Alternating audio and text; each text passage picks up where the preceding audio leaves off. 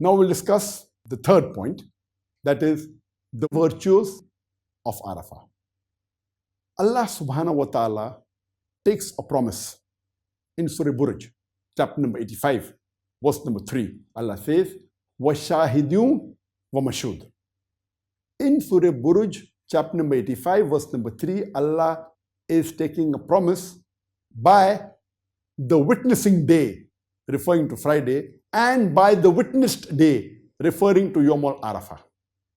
Allah in the Quran, in Surah Buruj, chapter number 85, verse number 3, is taking an oath of Yawm al-Arafah. It's mentioned in Jami' Tirmidhi, volume number 6, hadith number 3339, that the beloved Prophet ﷺ said that Yawm al-Mashhud, that is the witnessed day or the attended day, is Yawm al-Arafah. That is the 9th day of the Hijjah. And Ash-Shahid is the witnessing day. It refers to Friday. It's mentioned in Musnad Ahmad, volume number 2, hadith number 2455, that Prophet Muhammad, peace be upon him, said that Allah subhanahu wa ta'ala took a covenant from the loins of the children of Adam in Arafah. And it says that he took a covenant from the loins of the children of Adam, from the descendant, and took a covenant.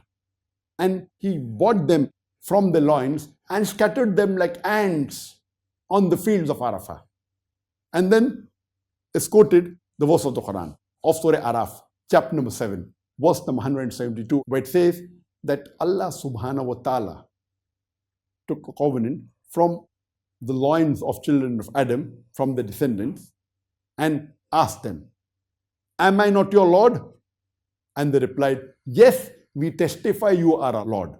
And Allah continues, "Lest on the day of judgment you will say that you were not mindful."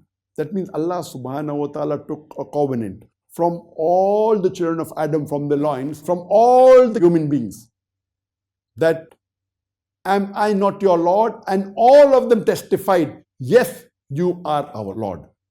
This is mentioned in the Quran in Surah Arafah, chapter number 7, verse number 172. That means on Yawm al-Arafah, Allah subhanahu wa ta'ala took a covenant from all the human beings. Point number 3 is that Yawm al-Arafah is the day when our deen was completed and Allah has fulfilled His favor on the human beings. It's mentioned in Sahih Bukhari, point number 1, hadith number 45, that Umar radiallahu anhu, he narrates that a Jew came to him and asked him, "O chief of the believers, there is a verse in your Quran which, if it was mentioned in our book, we would have celebrated it as Eid." So Umar radiallahu anhu asked, "Which is the verse?" And the Jew said, "It's mentioned in your Quran." And he quotes Surah Ma'idah chapter 5, verse number 3, where Allah says, "On this day I have perfected your religion for you and have completed my favor on you and have chosen for Islam." Umar radiallahu anhu replies, "We know this verse. It was revealed on a Friday on the day of Arafah." That means it was the day of Arafah when Allah subhanahu wa ta'ala, He perfected the religion of Islam and completed His favor on the human beings and has chosen Islam for us. This is the third virtue of Arafah. The fourth virtue of Arafah is that Arafah is also a day of Eid. And it's mentioned in Sunan Abu Dawud, volume number 3, hadith number 2419, that the Prophet said, the Yawm al-Arafah, that's the 9th of Dhul Hajj, Yawm al-Nahar, that is Eid al-Adha, the 10th of Dhul Hajj, and the Ayyamut Tashriq. These are the 3 days following Eid, the 11th, 12th, and 13th of Dhul Hajj. These are the days of Eid. These are the days of celebration. These are the days of eating and drinking. So Yawm al-Arafah, for the people of Arafah, in Arafah, it's an Eid day for them. The fifth virtue of Arafah is that it is the day where Allah subhanahu wa ta'ala forgives and frees the maximum slaves. It is called the day of forgiveness. And it's a hadith mentioned in Sunan Nasai, volume number 3, hadith number 3006. Aisha radiallahu anha, the wife of the Prophet, said that the Prophet narrated that on no day does Allah subhanahu wa ta'ala forgive his servants and free his slaves, whether male or female, than on the day of Arafah.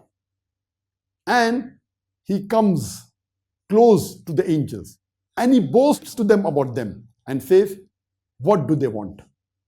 That means this day of Arafah is also called the day of forgiveness. And on this day, Allah subhanahu wa ta'ala frees the maximum slaves ever in the full year on this day of Arafah from the hellfire. The sixth virtue of Arafah is that it's mentioned in Jami' Tirmidhi, volume number 3, hadith number 3585, that the beloved Prophet said, on the day of Arafah, Allah subhanahu wa ta'ala hears the supplication, the maximum. And I and the earlier prophets, they recited, La ilaha illallahu wahdahu la sharika lahu lahul mulku wa lahul hamdu wa huwa ala kulli shay'in qadir. That there is no one worthy of worship except Allah. And he has got no partners. To him belong all the domain. And all praise are due to him alone. And he has power over all things. This is the best dua that anyone can do on Yawm al-Arafah. That was recommended by the Prophet. It is called the day of supplication. And the seventh virtue of Arafah is that the beloved Prophet said, as I mentioned earlier, in Sahih Muslim, volume number 3, hadith number 2747, the Prophet said that fasting on the day of Arafah expiates your sins of the previous year and the coming year.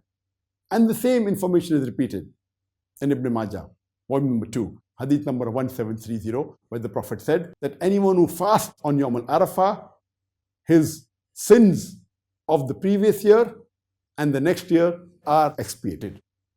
So these were the 7 virtues of Yawm al-Arafah, the day of Arafah. Now we'll discuss the last and the fourth point, that is Eid al-Adha or Yawm al-Nahar. That is the Eid or the day of sacrifice. The Eid of sacrifice or the day of sacrifice. And we know that Allah subhanahu wa ta'ala had asked Prophet Ibrahim that what do you love the most in this world? But naturally after Allah subhanahu wa ta'ala, he said, my son, Ismail alayhi salam. And Allah subhanahu wa ta'ala tests Ibrahim alayhi salam that can you sacrifice him for me? And Ibrahim alayhi salam goes and tells his son Ismail alayhi salam, and he says, don't worry, father, you will find me steadfast. And on the instruction of Allah subhanahu wa ta'ala, when he's about to sacrifice his son, Allah subhanahu wa ta'ala replaces him with a sacrificial animal. And this is what we remember every year in Eid al-Adha, that we should be able to sacrifice anything in this world for the sake of Allah subhanahu wa ta'ala. And during Yawm al-Nahar, day of sacrifice, and Eid al-Adha, the Eid of sacrifice, if we have the means, we sacrifice an animal. For one person it is a goat, or if you want a big animal like a cow or a camel, it can be for 7 people. And it's mentioned in Surah Hajj, chapter number 22, verse number 37. It is not their meat or blood that reaches Allah subhanahu wa ta'ala, but it is a piety which reaches Allah subhanahu wa ta'ala. So we don't sacrifice so that the blood and the meat reach to Allah subhanahu wa ta'ala, but we do it for our taqwa. Our piety should reach Allah subhanahu wa ta'ala. And what do we do with the sacrifice? When we sacrifice the animal, we distribute it amongst the poor people, amongst the friends, amongst the relatives, and keep some for ourselves. Normally it is recommended that minimum 1/3 should be given to the poor people, 1/3 to the family and friends, and the maximum you can keep yourself is 1/3. This is the practice.